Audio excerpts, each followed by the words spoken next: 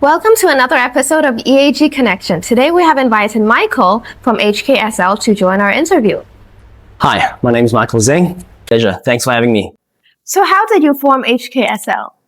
So HKSL initially started as a passion project to try promote Airsoft as a whole, or Speedsoft, which is our variant of the gameplay.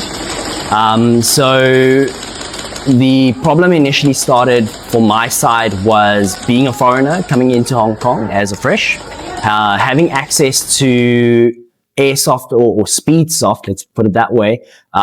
Information was very volatile. There wasn't much information available to me to try find the access that I needed to. And eventually, after touching base with a few organizations and a few players, they eventually managed to lead me in.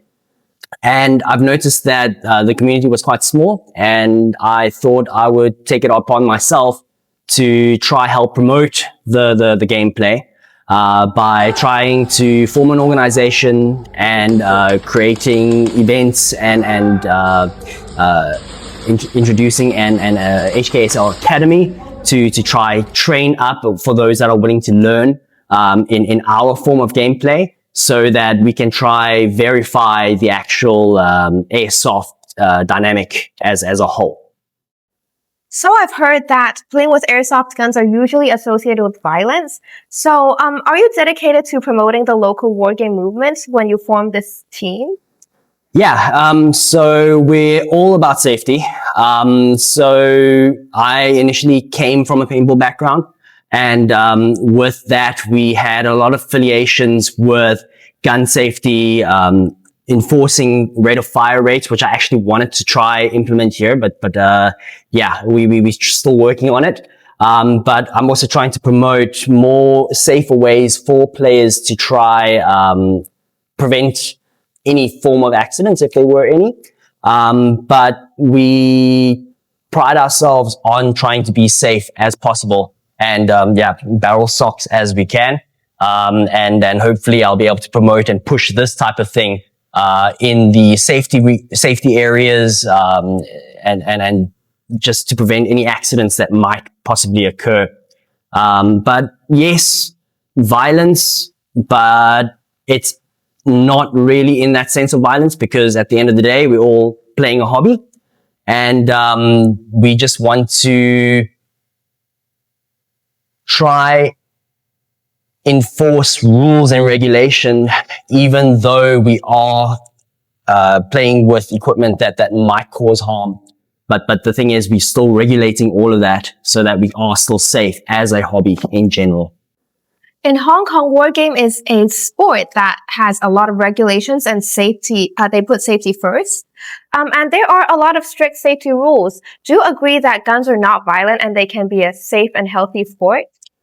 I fully agree, because the fact that we are, at the end of the day, we're playing with replicas at the end of the day, and we're not promoting any form of gun violence, but it's more of a matter of us being a community and contributing and enjoying a hobby that we all enjoy. But as HKSL on the Speedsoft side, we're putting it a little bit on an extra edge to allow players to play in a controlled, regulated tournament environment, so that we can try regulate and form these rule books to better manage all of these type of safety concerns that the general public might have. So who are the main members and what are their positions in your team?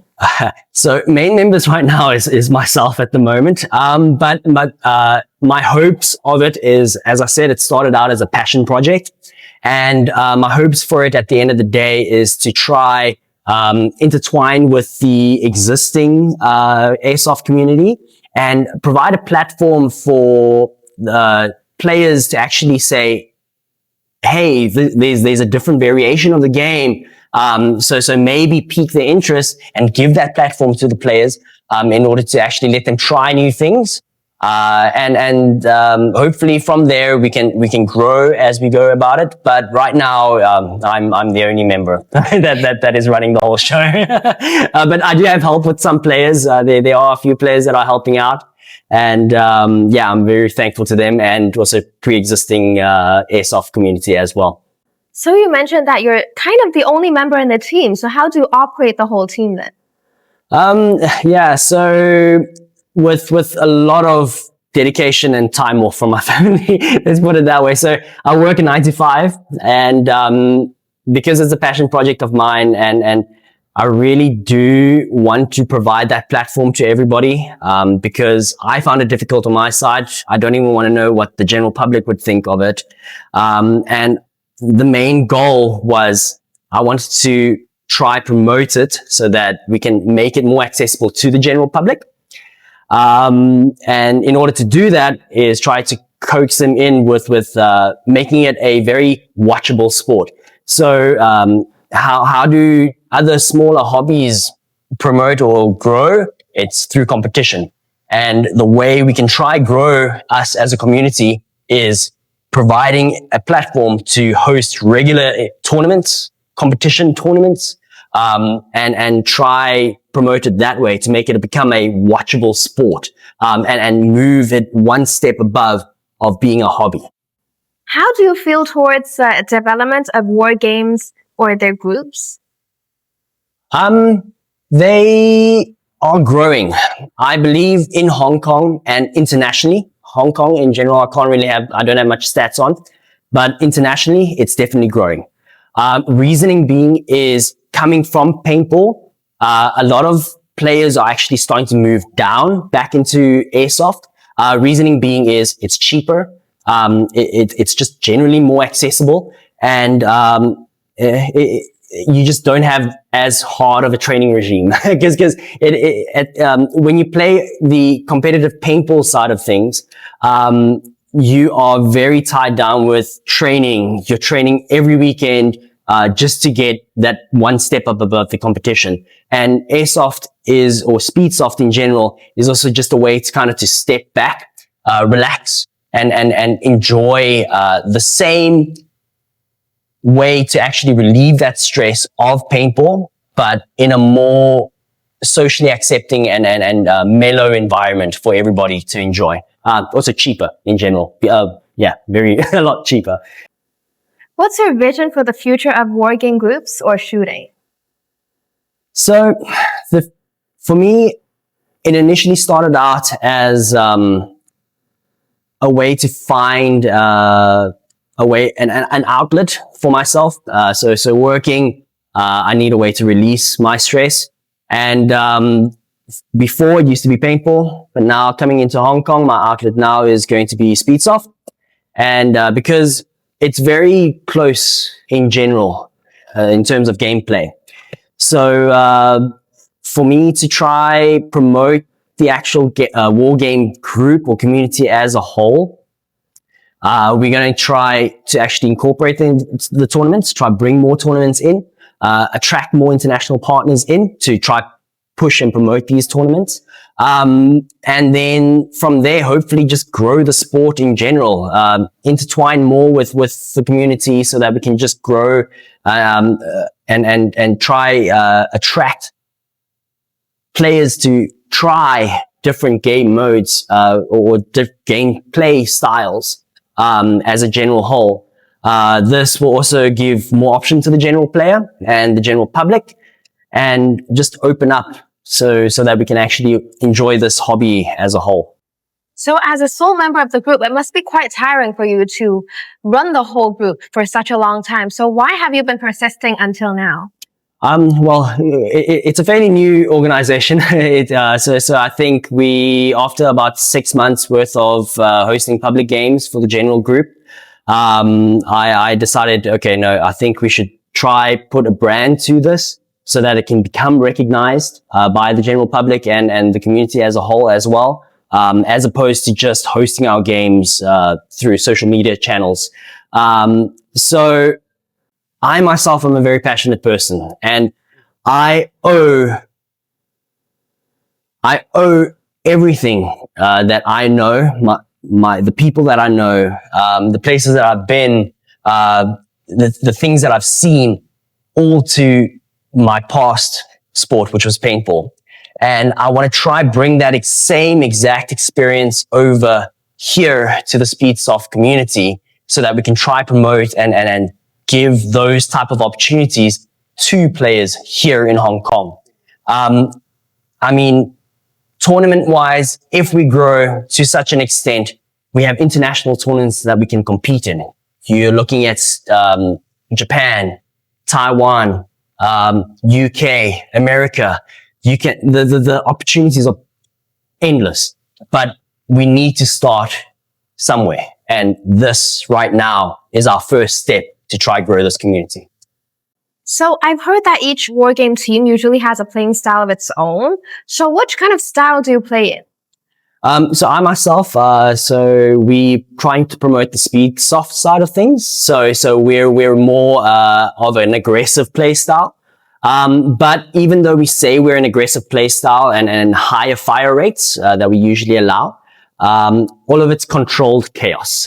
So there is a plan and there is a reason why we're doing all the things that we are doing. So there are certain skills that, a player needs to develop, such as laning, which means that we're trying to stop an opponent to come into a specific position. And then you also have your regular basics such as snap shooting and movement. But in general, it's a very fast-paced, adrenaline-filled, type of gameplay, that maybe might be, if I can say so, a step above the general CQB status. And also the dynamic part of our side is, our fields are regularly changing. So every time you come and play a tournament, it will be a different field layout. And that adds a new dynamic to the gameplay because it's not somebody that will just study a field layout and then that person that has studied the most will generally win. So we try to change the dynamic a bit, take a bit of a lesson from the past and, give this new dynamic into the gameplay so that we can try stay competitive above the game. There is probably a lot of consideration in choosing your type of firearms. So what did you consider while you chose your firearms? So we have a very big variety, at our disposal. So a lot of custom builds, as we'd call them, I brought a few here as an example, are basically mix matches of existing parts, that are available on the market. So here on my right here, you'll for instance see, a M4 build or you'll see some of them is quite, familiar with the regular airsoft environment. But, we are very consistent in using high pressure air because it's more consistent on what the fire rates that we need to achieve. And in order to achieve those type of fire rates, there are different parts that we need to collaborate and build into these, custom builds in order to meet the demands that our sport demands. But then you also get things such as pre-builds, which is basically a system that you can literally take out of the box and then just put together and you can just hop onto the field, and you can play. So, also varying from EAGs, which are electronical ones, or your electronical, custom builds, which will have a FCU built into it with high pressure engine in it. So the builds are constantly evolving as the market grows. And there are also pre-builds that are existing as well, but it's mainly to keep up with our fire rates. And also, allow us to have the lighter setup in order to bring out the skill of the individual player as a whole. It must take a lot of passion for you to continue running this group. And what motivates you the most? My motivation is to to provide opportunities for the airsoft community as a whole. The more opportunities that I can provide to the younger generation now, I am able to keep them out of other things that they can actually dive their hands into. As a lesson on my side, I was either too broke to do the other things that I wanted to do, or I was too tired to do the other things that I wanted to do. But at least I can provide a platform to encourage that. So I've always enjoyed sharing. I've been a very sharing person, and the main thing is to give an opportunity, at least, to everybody that wants to try out the sport, and then at the end of the day, grow as a community. And our times have changed where community now is such a strong word, because trying to find your perfect community in a social manner here in Hong Kong is a very, very difficult and daunting task, because there's so many hobbies available to you. You don't know what to choose. How do you get into the community? How do you start? And I just want to try streamline this out and then provide that sense of community to new individuals that want to try out the sport. So what are your plans for the future for your team? So right now, the Speedsoft community is in dire need of a rebuild. The community is still significantly small, but the idea and the plan ahead is to try keep existing community that we are that we have, and start growing and introducing the Speedsoft variant of it to new players, and try promote the game or the variant of the game to existing airsoft players, to maybe see if they maybe want to experiment with a more faster paced gameplay, and then hopefully that will try track them into the actual game. And also I'm taking it upon myself as well to try promote a HKSL academy, where we are actually able to, or I myself can have a one-on-one coaching session with you. I'll give you the one-on-one breakdown as to what the basics are, train you in those basic skills, and then slowly, gradually work you into as a player or a regular player. So hopefully this will also incorporate a learning aspect for the general public as well, to get that access to that information. And then, hopefully one step at a time, grow from there. As I'm running the organization alone at the moment, but in hopes that we can maybe grow and expand, because I'm constantly looking for refs. I need refs to regulate the events if we are planning to host events coming up in coming future. You will be protected. We have padded ref jerseys for everybody to wear, so the refs are actually protected when they're going in to check those players. I'm hoping for the help in future, but right now I'm trying to take on as much as I can and grow as we're going.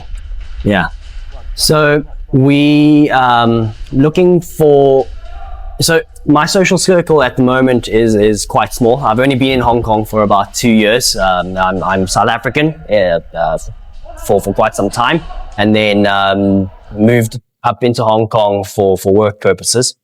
And hopefully I'll be able to grow the social circle, mingle a little bit, and intervene with existing airsoft communities, and hopefully.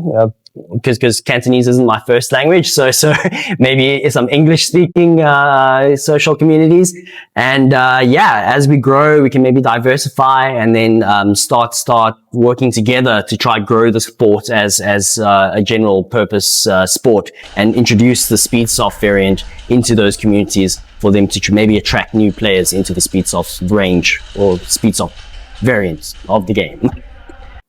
Can you introduce to me some of your partners that you brought with you today?